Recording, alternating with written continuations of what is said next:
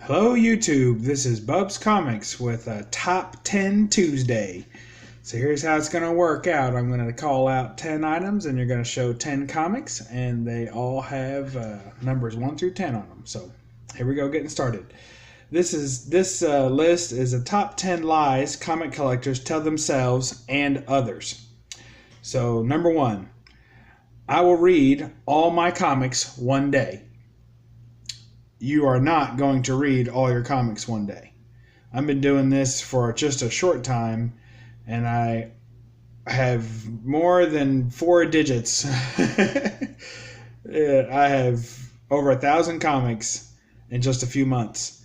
So the rest of you out there that have 10,000 plus in your collection, there is no way you will ever, given the most bored time in your life, sit there and read all your comics. It's just not going to happen. So stop telling yourself that and stop telling everybody else. Number 2, I'm not throwing money away. It's an investment. Oh, how many times have I heard that? Your comic collection is not going to send your kids to school or you to school or anyone else to school. It wouldn't pay for probably a year's worth of textbooks in college. Your comic collection is not worthless. It's worth a lot to you. So enjoy it and love it and read them, hopefully, and just collect them. But it's not worth the money you've spent on it. And even in your best investments, you're probably not going to recuperate as much money as you've spent overall collecting on that. Under very rare circumstances do you have that one book that's worth so much that it's going to pay for the rest of your comics that aren't worth probably anything. And number 3, I can stop whenever I want. Yeah, right. You know you're not going to quit collecting comics. I know it. Every time, usually about 2 days before payday, I'm like, that's it. I can't afford it. I'm not buying any more comics. I can't do it. No more. Please, somebody make me stop. And then I'm like, well, just really, if I just go to the dollar bin, I won't look to see what's on the wall. I won't look to see what's on sale or what came out today. I'm just not going to do it. But then there you are. You get what you want and you enjoy it. Just keep enjoying your collecting. And don't worry about someday having to stop, because chances are you won't. So don't put that on yourself now. Number 4, I'm never going back to that LCS again. How many times have you been, especially those of you who have 4 or 5 LCSs out there, bless you. I don't. But even with one LCS that I have, and it's a rough one, even with that, I pretty much at least bi-weekly vow to never go back. I'm never going back. I'm not giving them my money. I didn't like the service. I didn't like the selection. They bent my books. The gorilla behind the counter doesn't know how to put it in a bag. Just all of the reasons that you would never want to go back. The prices are too high. Just all of it. And I guarantee you next Wednesday, you'll be there. So if you never speak the words, you never have to eat the words. Last LCS I was at the Peddler's Mall digging through, and a buddy came up and he was digging through, just a guy I knew from the comic shop really, and we started talking, bashing the comics, oh how terrible it is, and oh he just doesn't appreciate us anymore, and he's just all about the online shows and not doing the auction, oh it's just a mess. And guess who I saw walking out of the comic shop as I was walking into the comic shop the following Wednesday? Him. And we both looked at each other and thought, well, what are you going to do? I didn't mean it then, and I don't mean it now. See you next Wednesday. So I'm never going back to my LCS again? Yeah, right.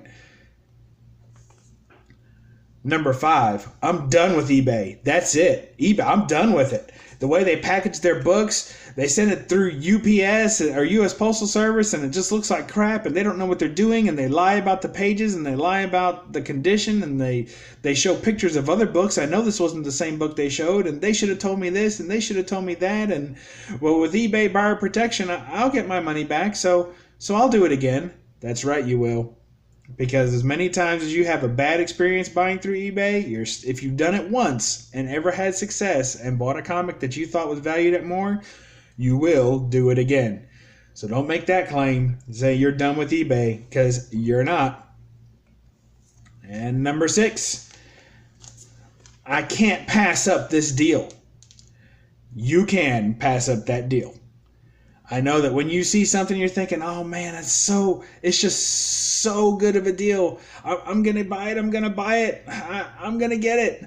It's only this much. It's only this much. And this book sells, I can buy it today for $5 and it sells online for $20. Really? Are you going to sell it online for $20? No. Then it's worth $5.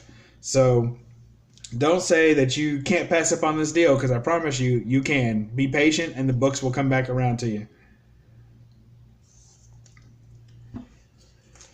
Number 7, I have room for this in my home. No, you don't. You are completely out of room. Any normal person would have left you a long time ago. If you have a spouse, cling to them, love them, be glad for it, because everyone else probably would have left because you've taken up the entire house. If you sit there and say that you have an entire, oh, that's okay, it's in my comic room. You have an entire room of your home dedicated to your collecting of comics hobby, and it's still overflowing, yeah, you might have a problem. But your biggest problem is that you think you have room for it, and you don't. How many more collectibles are you going to buy to stack on that shelf? You can't even see 10 of them. They're all cluttered. Okay, number 8. They didn't know what they had. Really, they didn't know what they had. They knew exactly what they had. They had a comic. They knew you wanted to buy it. And they priced it at the exact price at which you would buy it. And say, they don't know what they have.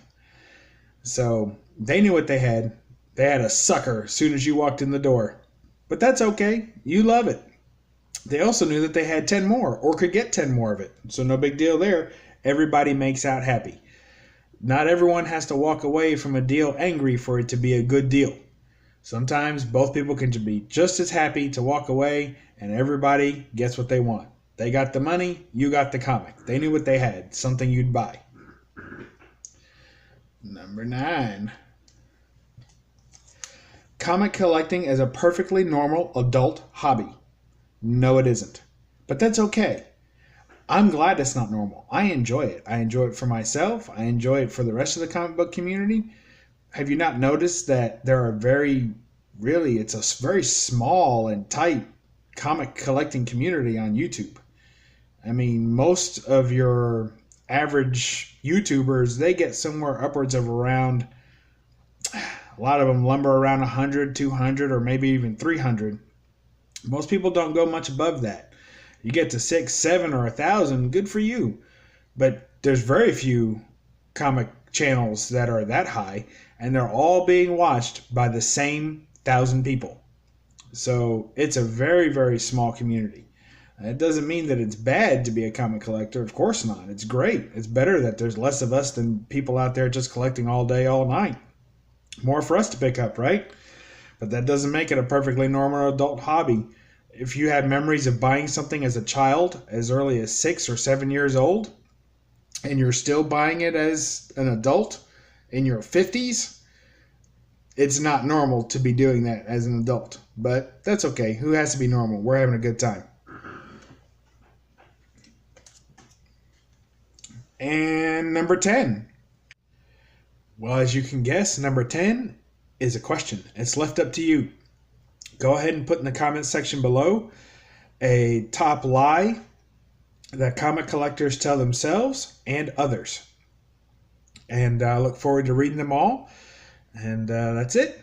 So when you get done with this, go ahead and put your top lie that you tell others, and go ahead and read a comic book too. Catch you later. Bye.